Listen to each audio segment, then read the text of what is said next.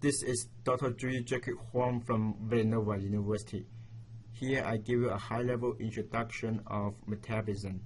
I mainly focus on glycolysis pathway and the Krebs cycle, and I assume that you don't have a strong background in metabolism. Metabolism is characterized by the phenotypes such as the growth rate of the cell. We represent the metabolism using the interaction of metabolic reactions. So here is one. Here, this picture shows you what the metabolic network look like. It's very complicated, and for example, the metabolic network for Pseudomonas aeruginosa is of 1050 metabolic genes that encoding the enzymes, and also 883 metabolic reactions. So as you may know, and for each metabolic reaction, there might be one or multiple enzymes that catalyze the metabolic reaction, and these enzymes are encoded by genes in the genome. So that's why we call this is genome scale metabolic network. As you know, different bacteria have different behavior. The reason is they have different genes activation patterns, and then they have different activation level for metabolic reactions. That's why different bacteria have different behavior. So that's why the genome scale model is so important. So when we study the metabolism, we need to specify the input here. So on the right hand side, left hand side is the input, and on the right hand side, and here are the output. The input include the nutrient components in the surrounding environment, and such as glucose, amino acid, and phosphate, ferrous iron, and other nutrient components. And the outputs are something we can measure or monitor, such as the bacterial growth rate here, and the waste metabolized such as carbon dioxide, and or some chemical products, and such as the alcohol, right, when we make the beer using fermentation approach. So you can see that hopefully you could get a big picture of the metabolism, what the input, what the output. And now I want to play a movie and to show you the growth of the bacteria. Bacteria reproduce very simply and rapidly by doubling their contents and splitting in two. Just one bacterium, dividing every 20 minutes, could produce nearly 5,000 billion. Yeah, billions of bacteria in one day. It's very fast. So here's the overview of the metabolism, and here I use the glucose as the model nutrient component here.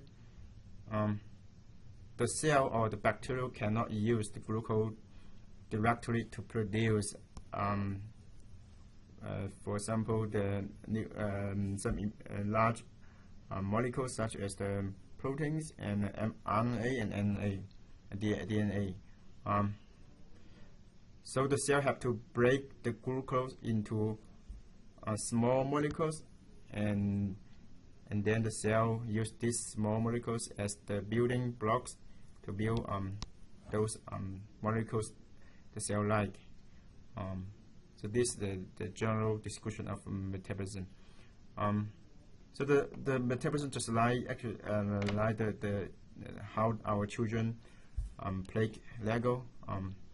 So for example, I buy a airplane Lego and a fire truck Lego for my son Huang, and he doesn't like neither of them.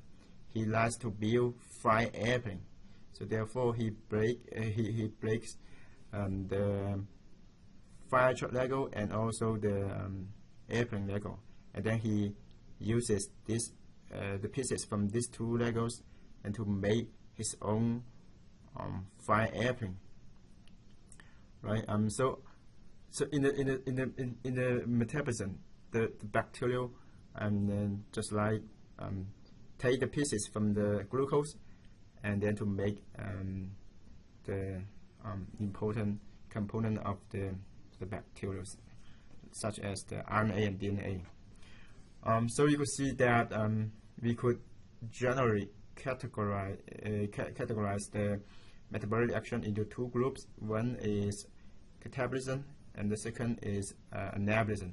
So in catabolism, the large molecule is breaking down into small molecules, and at the same time the energy is released and is stored in ATP.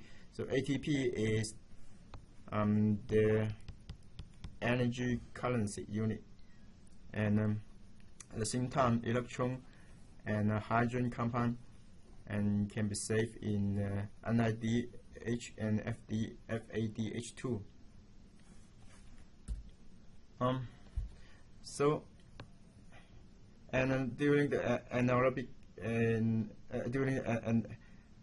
so in anabolism, the bacteria use the precursor molecules from the catabolism and also the energy to make the building blocks, and such as amino acids, sugar, and nucleotides, and fatty acid.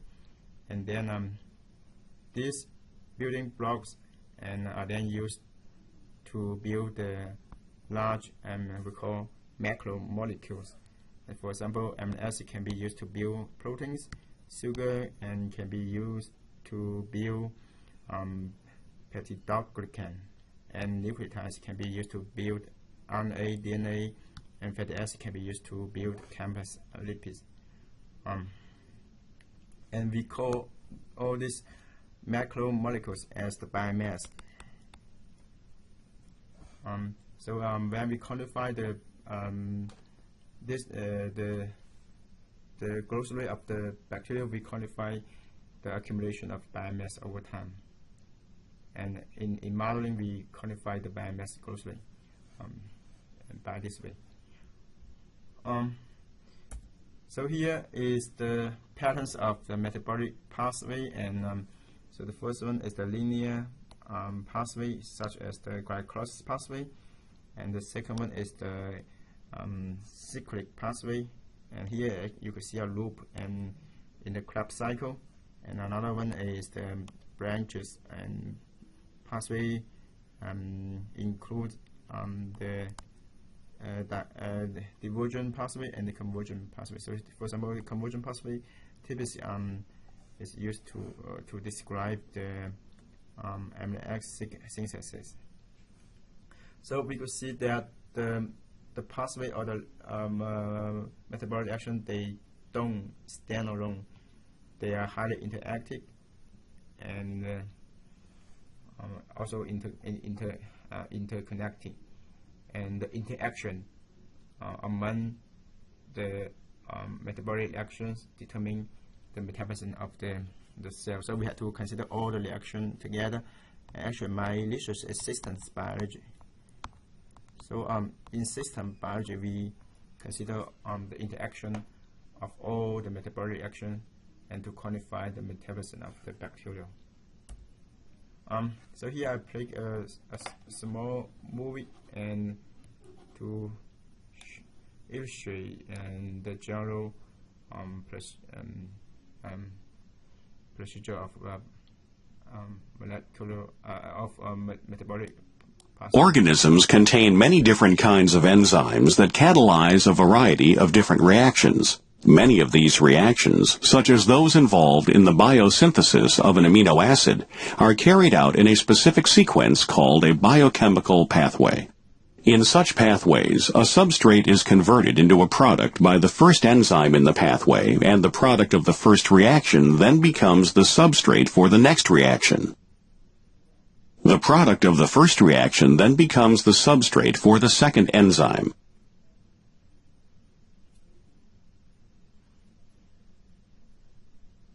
The sequence of reactions continues until the final product is made.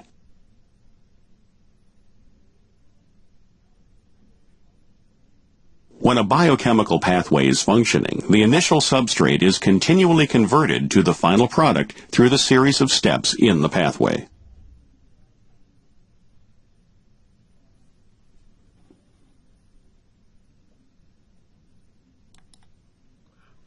Here is the overview of three main metabolism. So every time we want to use the cell to produce some target chemical products such as the alcohol, we need to know what kind of bacteria we should use and under what kind of culture condition or growing condition. So here we generally categorize the metabolism into aerobic condition, metabolism, anaerobic metabolism, and fermentation. And here's the comparison, and you will see different metabolism have different pathway and also different yield of energy. So for the aerobic respiration, and the glucose is converted to pyruvate here pyruvate, and through the glycolysis pathway, and in this pathway, and then 2 ATP are yield, and then pyruvate goes through the Krebs cycle, and then to yield another 2 GDP. GDP is another energy currency unit, and similar to ATP. Sometimes we use ATP, sometimes we use GDPs. It depends on the bacteria. And then the Krebs cycle is connected to electron transfer system via respiration, and in this respiration, and the oxygen is used as the electron receptor to accept electron and also the hydrogen, and to produce water and also ATP. So you could see that most ATP are produced from the electron transport system. So the respiration is very important. So this is the aerobic condition metabolism. And now let's talk about the anaerobic metabolism. So very similar to the aerobic respiration. The only difference is here the bacteria use sulfate, nitric, and carbonate to accept the electron instead of the oxygen. So no oxygen. Okay, no oxygen, and although the anaerobic respiration is not as efficient as the aerobic respiration, and there are still lots of ATP can be produced from the anaerobic respiration. And fermentation, and you can see there's no Krebs cycle here in the fermentation, and the pyruvate from the glycolysis pathway and is converted to acids such as lactic acid and alcohol. So only 2 ATP are produced. So in fermentation, what we really care is not the ATP. What we really care about the alcohol, right? We have to make beer. So this is fermentation. So now you can see the glycolysis pathway are involved in all three metabolisms, and the Krebs cycle are involved in the aerobic and anaerobic respiration. So these two pathways are very important. Now I want to give you more detail on these two pathways. Now this one is the pyruvate, is the glycolysis pathway, and the pyruvate is the output of the pathway, and here I use glucose as the input. So this is high-level introduction, and I will show you the more detail of other metabolites in the glycolysis pathway later in the next slide. And here we could see the 6-carbon glucose is converted to 6-carbon fructose 1,6-diphosphate, and then this and 6-carbon molecule is split into 2 3-carbon molecule, and then through 5 reactions, and pyruvate is produced. So you can see one glucose can produce 2 pyruvate, right? And so here, so at the beginning 2 ATP are used, and then after and during the production of pyruvate, and then 4 ATPs and 2 NADH are produced. So totally we have 2 ATP are used and 4 ATP are produced. So totally we have 2 ATP produced. So this is the glycolysis pathway. So this is more detail of on the metabolites in the glycolysis pathway. So you can see in here ATP is used, and here ATP is used, and here ATP is produced, and here ATP produced. And as I mentioned, for one glucose we have 2 glyceroldehyde 3-phosphate. So for each this molecule we produce 2 ATPs. So therefore we need to times and the number of ATP by 2. So totally we have 4 ATP produced here, right? And then here's 2 ATP is used. So totally we have 2 ATP produced from the glycolysis pathway. So here is a small movie to show you. Cells derive energy from the oxidation of nutrients such as glucose. The oxidation of glucose to pyruvate occurs through a series of steps called glycolysis. The energy released during these oxidation reactions is used to form adenosine triphosphate, ATP, the energy currency of the cell. The initial steps in glycolysis are the additions of 2 phosphates to the glucose molecule at the expense of 2 molecules of ATP. The result is a 6-carbon sugar diphosphate molecule and 2 low-energy adenosine diphosphate molecules, or ADP. This 6-carbon sugar diphosphate molecule is then split into 2 3-carbon molecules.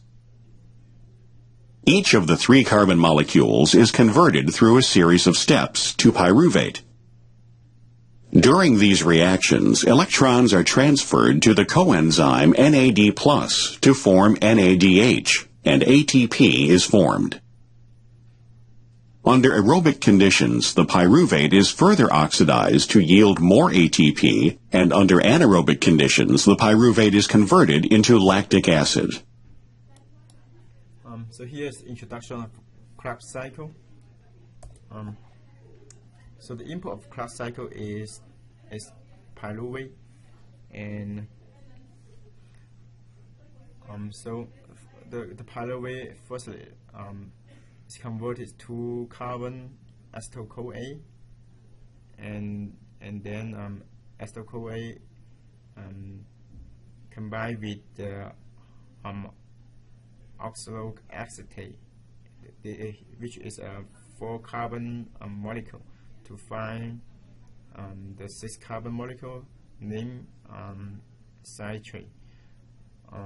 So you can see we have citrate here. So we also call the Krebs cycle as citric acid cycle, and also sometimes we call TCA cycle.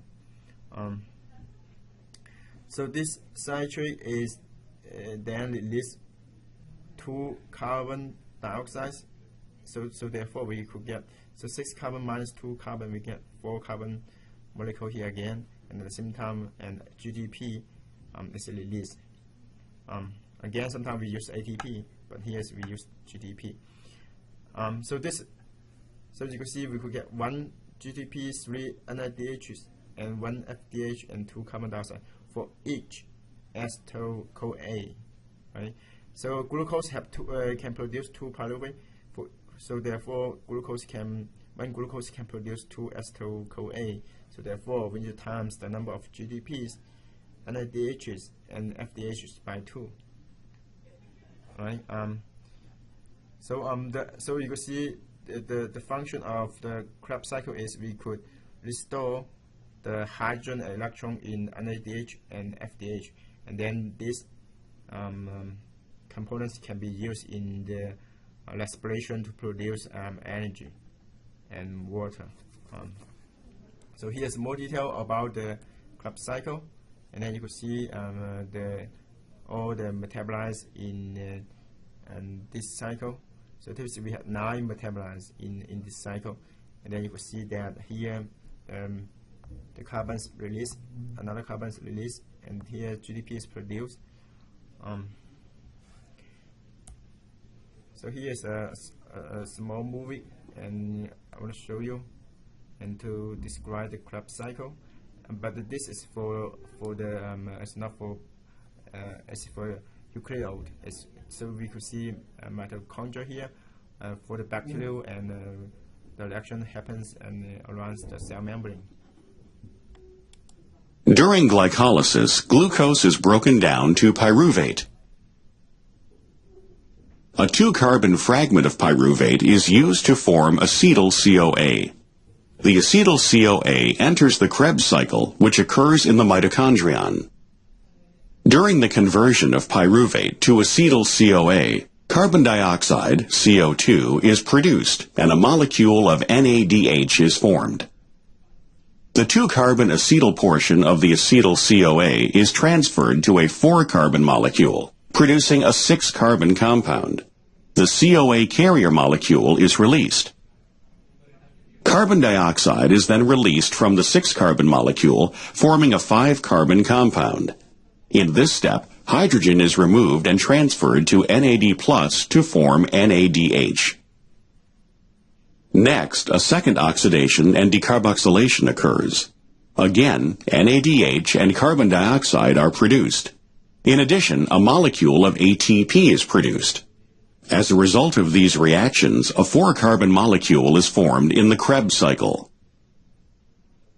Finally, the 4-carbon molecule is further oxidized, and the hydrogens that are removed are used to form NADH and FADH2. These reactions regenerate the 4-carbon molecule that initially reacts with acetyl-CoA. Each glucose molecule is broken down into 2 pyruvate molecules during glycolysis. Then each pyruvate is converted to acetyl-CoA, which enters the Krebs cycle. Thus, for each glucose molecule, the Krebs cycle must complete 2 circuits to completely break down the 2 pyruvate molecules.